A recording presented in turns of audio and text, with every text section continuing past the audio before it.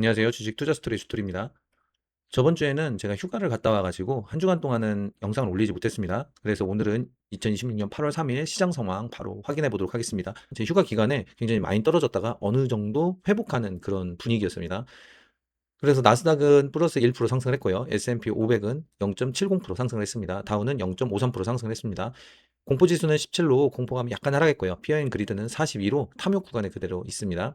금요일 날 굉장히 많이 떨어졌다가 토요일 날 조금 다시 오르는 그런 분위기였습니다. 그 이유는 아마존 실적 대호재로 매출, 이익 모두 예상치를 상회를 했습니다.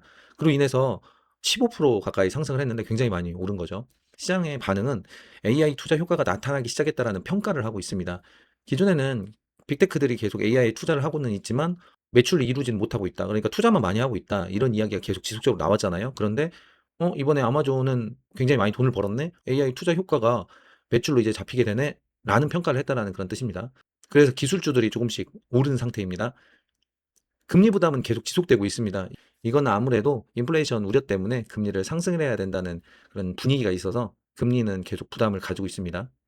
금리가 오르면 아무래도 빅테크들에게는 안 좋죠. 지금까지 많은 비용을 투자를 했는데 그거 다 이자로 내야 되는데 그 이자가 많이 올라간다는 뜻이니까 금리 인상은 빅테크에게 부담으로 많이 작용됩니다. 개별 종목 보시면요. TQQQ는 2.09%, 아이온큐는 1.87% 상승했고요. 리게티는 0.61% 상승했고요. 그다음에 시스크는 0%, 클라우드 플레이어는 마이너스 1.56%, 인투이티브 버진스는 0.73%, 로켓랩은 0.42% 상승을 했습니다. TQQQ를 다시 보시면요. 쭉 하락을 하다가 좀 상승을 했죠. 아마존 뭐 이게 실적 발표 이후에 조금씩 상승을 하고 있습니다. 그런데 이게 너무 많이 떨어지다 보니까 기술적 반등이라고 표현을 할 수도 있어요. 이게 실제로 찐 반등인지는 며칠 더 지켜봐야 될 것 같습니다. 섹터별 보유 비율을 보시면요. 이제 성장주가 23%, 양자 33%, 보안 17%, 우주 22%, 현금 4%입니다. 최근 10거래일 변동 추이를 보시면요. 연초 자산 대비 마이너스 3% 하락을 했습니다. 그리고 최고 자산 대비 마이너스 45% 하락을 했습니다. 사실 이게 마이너스 1 거래일이 뭐 저번 주 토요일 날 내역은 아니고요. 저저번 주 토요일 날 내역입니다. 그러니까 한 주간 동안 마이너스 4%가 빠진 거죠. 여기는 마찬가지로 마이너스 2%가 빠진 거고요. 개별 포트폴리오 변동사항 보시면요. TQQQ가 28에서 23으로 확 떨어졌는데 이거는 특정 부분을 매도를 했습니다. 그래서 비율이 많이 떨어졌고요. 아이온큐는 13에서 15로, 리게티는 18에서 18 그대로고요. 실스크는 11에서 11 그대로, 클라우드 플레이어도 6에서 6 그대로고요. 로켓랩 11에서 15로 1% 빠지고요. 인투이티브 머신스도 13에서 12로 1% 빠졌습니다. 현금은 4% 상승을 했고요.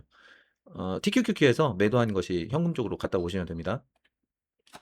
평가 및 행동 보시면요. TQQQ가 61.66달러가 되면 추가적으로 매도를 하겠다라고 생각을 했습니다.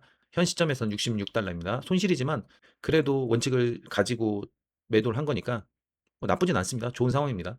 여기 보시면 TQQQ 하락 시마다 분할 매도를 해야겠다라는 기준이 있는데 여기 보시면은 전고점이 이제 88달러입니다. 그래서 79달러, 70달러 이때 다 매도를 했습니다. 매도를 해서 인투이티브 머신스하고 클라우드 플레이어를 매수를 했죠. 그리고 지금 마이너스 30%, 61달러가 저번 주에 됐습니다.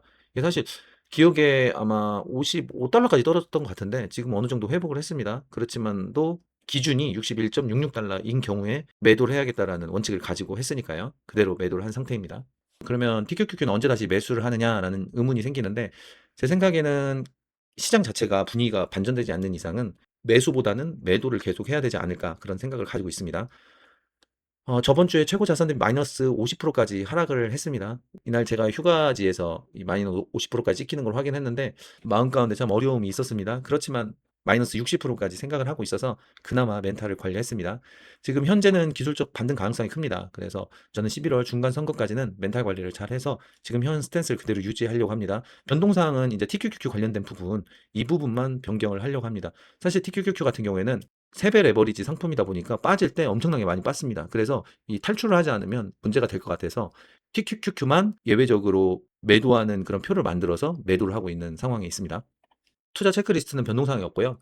투자 판단 평가인데 이 부분이 약간 변동사항이 있습니다. 여기 보시면 3개월 이후에 평가를 해야겠다라고 생각을 했습니다. 그래서 이번에 TQQQ 분할 매도 표대로 진행을 했잖아요. 근데 이게 지금 내일이나 내일 모레 다음 달이나 결과를 보고 평가를 하면은 점수가 좀 다르게 나올 것 같더라고요. 그래서 최소한 3개월 이후에 이 평가를 해야겠다라는 생각을 했습니다. 왜냐하면 이번에 MS하고 아마존 때문에 그런 건데 저번에 MS하고 아마존을 매수를 했다가 매도를 했잖아요. 근데 이번에 아마존하고 MS가 굉장히 많이 올랐습니다. 그냥 가지고 있었으면 굉장히 수익률이 좋았을 텐데 지금 판단한 거하고 저번에 판단한 거하고 평가표를 본다면 그때는 B였지만 지금 판단을 한다라고 하면 뭐 C까지 떨어질 수가 있겠더라고요. 그래서 이 평가라는 거는 같은 행동이어도 어느 때 평가하느냐에 따라서 달라지겠더라고요. 그래서 3개월 이후에 평가를 하려고 합니다.